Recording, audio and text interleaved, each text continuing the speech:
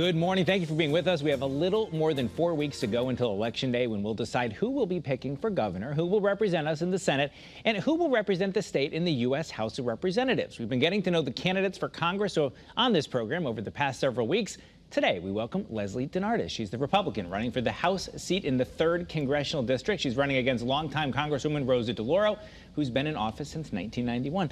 Lesley, thank you for being with us. Oh, you're very welcome. Glad to be here. I know you've been out talking to voters in your district, but this is, of course, a statewide program. So just let's start with who you are and why you're running for this seat. Sure. So I am a concerned citizen, a lifelong educator. I have spent my career in higher education. I am currently a vice president of academic affairs at Holy Apostles College and Seminary, right around the corner in Cromwell. And I've been involved in politics at the local level in my town of Hamden. I'm currently an elected member of the Legislative Council there. I was previously a Board of Education member, and I also served on the Planning and Zoning Commission. And I know you are a retired college professor as well, teaching political science. Yes. At Sacred Heart. That's right. I spent about 15 years at Sacred Heart University teaching political science. So I guess let's talk the political science of this race. Sure. We said in the intro that Rosa DeLauro had been in office since 1991. And there's two ways to look at that. And I'm sure you've been hearing that from voters. Sure. One is, she's been in there too long, it's time for a change, and heck, you're going to say, why not you? Yes. The other is, if you're in somewhere for that long, you rise to powerful positions. She's the chair of the House Appropriations Committee, which handles a lot of the spending and could be important to constituents. So when people ask you, yes, how do I evaluate that, what do you say to them? Well, sure, I can put on my political science hat and evaluate it, and what I've always taught students over the years, there's a certain power in being the incumbent, without a doubt, and having amassed power over the course of 31 years is considerable. And she certainly does have considerable power and clout and influence in Washington, D.C.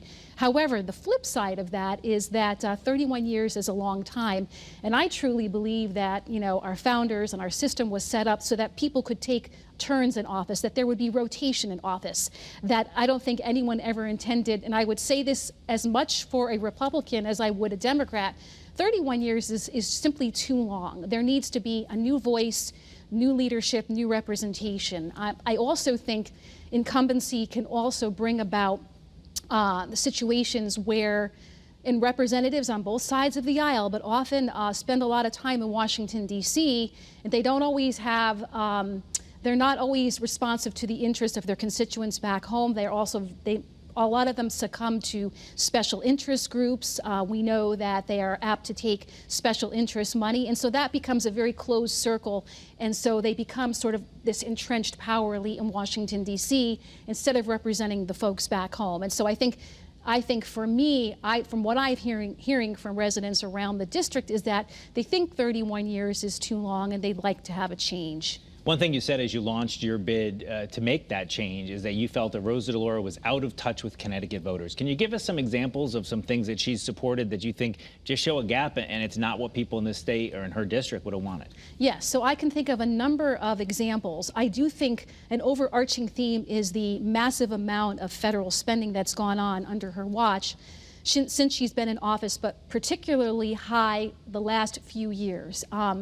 The runaway federal spending, I think, and many economists would agree, has directly resulted in such high inflation that we're currently experiencing now, the likes of which, I don't know about you, but I don't ever remember experiencing this record high inflation. So people are concerned about that. People are concerned about their safety.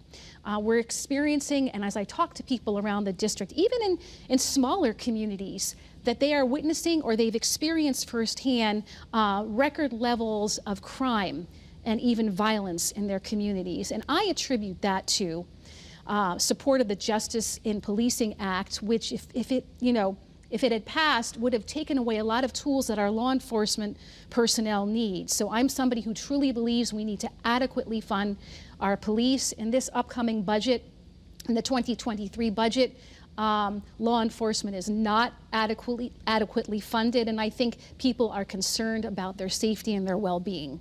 One thing that any Connecticut Republican challenger has to face is that word, Republican. Yes. And being in a state that is not certainly a strong red state, to say the least. How do you address those questions? Are you a supporter of President Trump? Do you support women's right to choose? Do you support gun control? those fundamental issues, what do you tell voters? Well, I mean, okay, first of all, yes, as a Republican, we know that the numbers are pretty daunting if you're looking at voter registration numbers.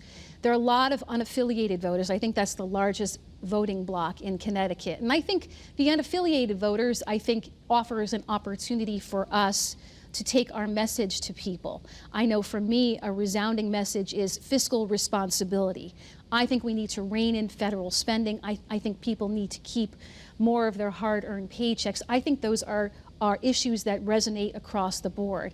As a member of Congress, I would try to root out unnecessary and wasteful spending so that people can afford to live here. We're already in one of the most, or one of the least affordable states in the country. And now with the inflationary pressures, it's just exacerbated and made it worse for people who are already struggling to pay the bill. So I think that those are issues that resonate across the board. But yes, I think we have to spread our message to people. We have to make inroads to people that might not have been historically receptive to our message. I've been talking to people in urban centers who haven't, frankly, been well served. And I say to them, why not try us for a change? You can keep going the same path and get the same results, or you can give Republicans, with our emphasis on a strong economy and jobs and growth, or you can continue along the same path and experience a lot of the financial hardship that I think people are experiencing. And those are my main issues. So certainly the financial issue is one you've come back to a number of times, and I think many Republicans think that would resonate with some of those independent or unaffiliated voters. But how about like Lindsey Graham's 15-week national abortion ban? Where do you come down on that? That's something that I think may be making some Connecticut independents squeamish if Republicans support it. Would you vote for that if you were elected to Congress? So first and foremost, let me say that this issue, Roe versus Wade, since its inception 50 years ago, has been one that has deeply divided our country. It's caused a lot of emotions, deep emotions, on both sides of the issue. The recent decision to overturn Roe versus Wade, in which the Supreme Court justices decided to allow states, or to return the question to state governments and state legislatures, I think was the correct decision to take. I think state legislatures and the people they represent should achieve a consensus on the issue. And I think that's So would you vote no on his bill and the nationwide ban? Well, it's a little more... We're almost out of time. I'm not trying to... I want to get you to answer the question. We have like 30 seconds left. Federal government no longer has a role in that. It should be left. They should have read the Supreme Court justice's decision, and that decision clearly says it's squarely in the state legislature's court. We got 10 seconds left. Tell voters why they should vote for you on Election Day. Voters, you should vote for me because I will bring needed change to our district. I will be in your corner. I will help to make your lives more affordable, more safe, and more free. If you think that you've gotten good results over the last few years, then vote for the status quo. If not, take a chance. I will represent you. My only sole concern is the people of the district. All right, we're all out of time. Lesley, thank you very much for being with us. Lesley DeNardis, the Republican candidate in the 3rd District. Thanks for being with us. Thank you very much.